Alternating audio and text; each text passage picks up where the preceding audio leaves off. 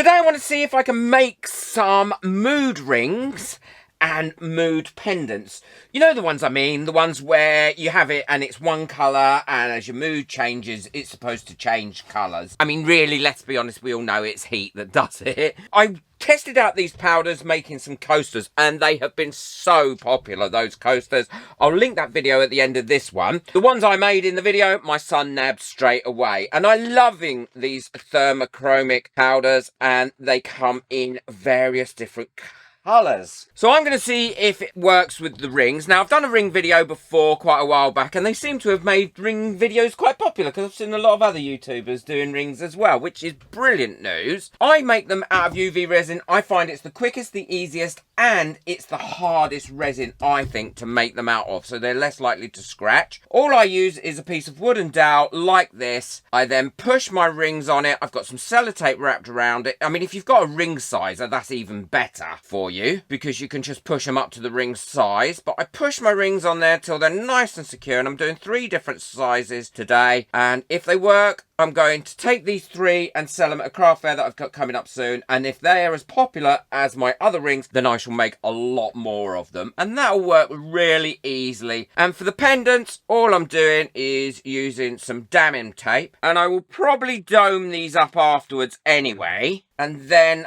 add my little open back bezels, because I want them open back because that way they're going to be touching the skin or getting warmth much easier than having to come through a closed back. They're really easy to do. My biggest trick is with these, once you've got them on the tape like this, because you've only got a small area, I generally get one that leaks, but I'm not too worried about that. If I do, I can clean it up really easily. What I do is once I've got it on the tape, I take something like this or anything that I can roll with, and I roll over those like that. I then turn them over and then go around each edge again with my finger, and I find that way I'm less likely to get any leaks come from them. And again, we're going to be using UV resin for these. So let's pop me gloves.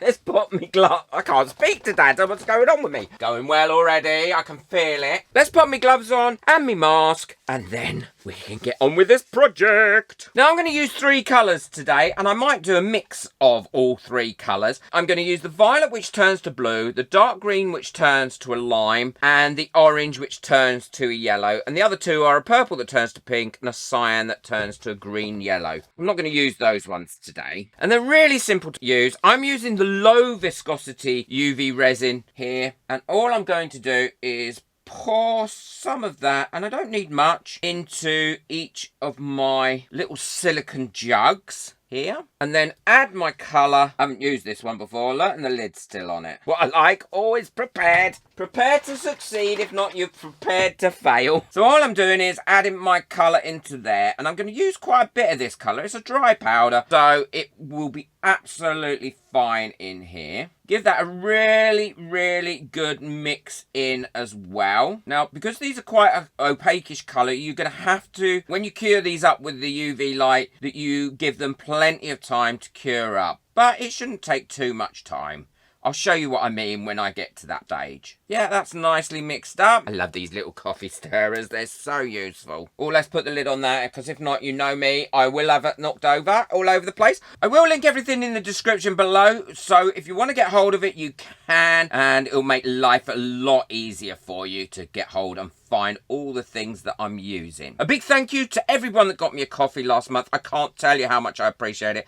I know times are hard at the moment, so for the generosity of all the people that support my channel, I just couldn't survive without you, so thank you so much. If you'd like to buy me a coffee, the link's in the description below. And also a quick shout out to all my members as well. If you'd like to become a member and benefit from all the additional perks of membership of my channel, including the members only Facebook group, which is one of the best Facebook groups on Facebook, I think. We're so supportive and kind. There's lots of experts in that group.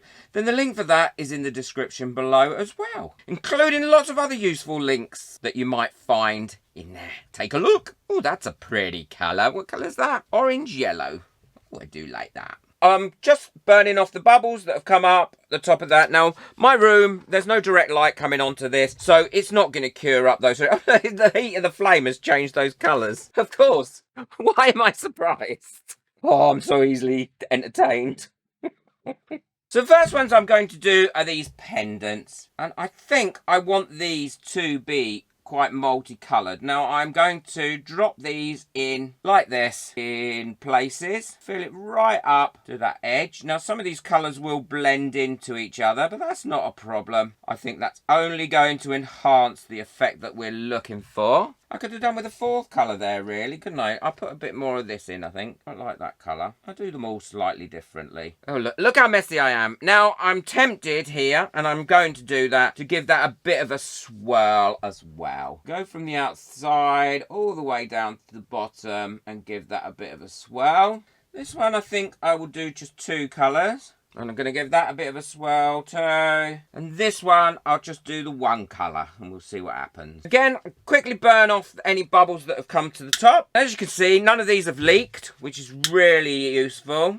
Look at them changing colour already with the heat of that flame. I love it. And now I'm going to cure these up, first of all, with the top colour. And I'll probably cure these up for about 3 minutes like this. And look at them, they've already started to change colour. All that is a result of the heat of the resin curing. Now, one of my members gave me a great tip the other day, and this is the great thing about the members group. If you add your UV resin when you're curing it onto a mirror, I could have picked a cleaner mirror, I suppose, then what you get is the reflection of the UV light again coming through and bouncing around, and that will help cure up things a lot quicker too. So we'll leave those to cure for about another 2 minutes. These have all cured up now that side. All I'm going to do is flip them over and give them a good curing for about another 2 or 3 minutes on this side, and then that's it. Those ones should be done. Well, they've cured up now, and I will leave them to one side and I'll finish them off in a second. And I should have enough of the resin left here to fill these rings because it doesn't take too much. And all I do to fill these rings is I put a little bit in like this all the way around, and then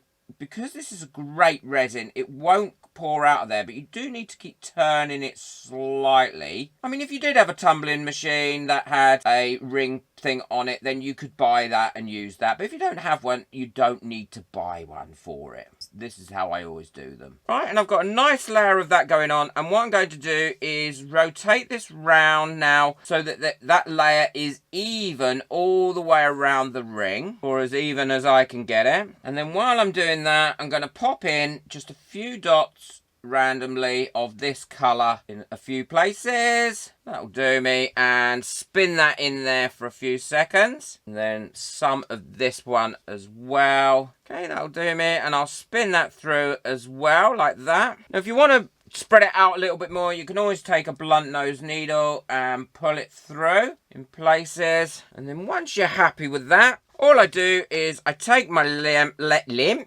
I take my lamp like this and then cure it up. Well, these have all finished now and they're lovely and cured, so I can take these off. They're not at all sticky, and that is the great thing about the J Diction UV resin. But before we do that, what I want to do is remove these from their backing tape and clean them up if they need cleaning up, because sometimes, look, you get a little bit of this tape, the sticky stuff stuck to the actual UV resin. It comes off really easily. I either pick it off with a blade, try not to scrape it, and if it's not going to come off, then all I use is a little bit of 99% alcohol on the back of there, and that should remove that really quite easily. And that sticky has come off there really well.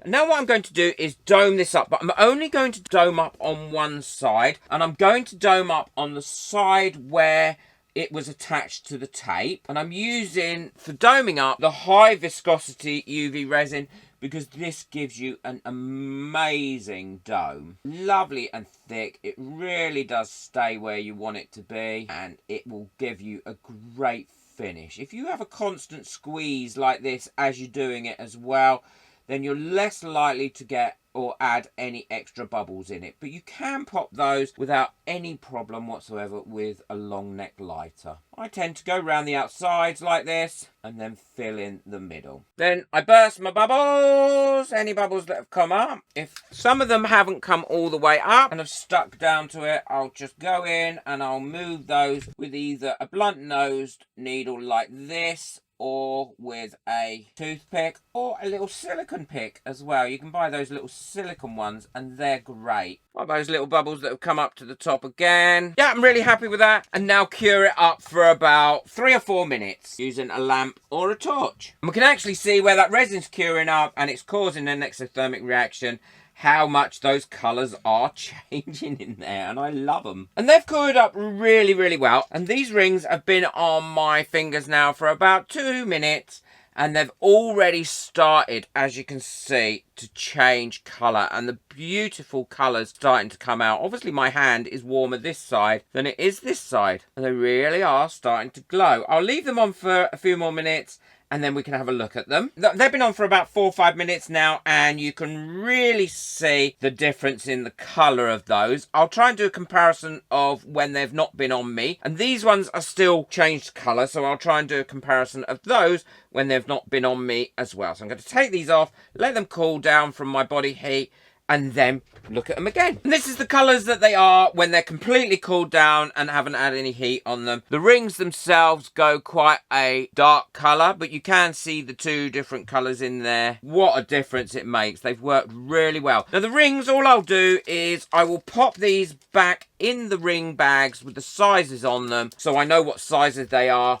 when I take them to the craft fair. And then I'll jump forward in time at the end of this video and let you know how they went. Thank you for watching. Don't forget to listen out to how well they went. Boot that like button if you've enjoyed this video and found it useful. It really helps my videos to get out there. Hit that subscribe button as well and ring that little bell so you don't miss out on any of my future videos. And don't forget, if you'd like to buy me a coffee, the link for that is in the description below. Well, great news. I took those to the craft fair and I sold out of the rings and I sold out of the pendants.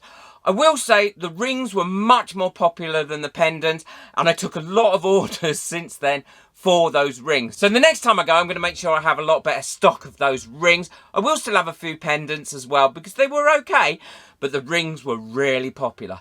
Hope you found that useful, that update. I sold the rings for £9.50 each, just to let you know. And that is an excellent profit margin on those. Take care, enjoy your resin. Bye.